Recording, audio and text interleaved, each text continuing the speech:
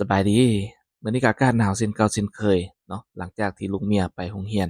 ก็สิมาปิ้งปลากินข้าวเช้าพอดีมีปลาสะกางอยู่ตู้เย็นตัวหนึ่งก็สิเอามาปิ้งกินใช้ชีวิตแบบง่ายๆสบายๆแบบคนพิการเนาะ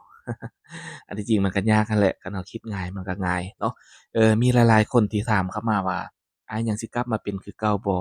ยังสิมีโอกาสกลับมาย่างได้คือเก่าบ่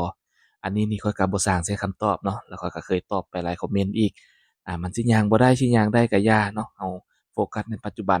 ที่สำคัญเฮ็ดปัจจุบันให้มีความสุขแล้วก็พอ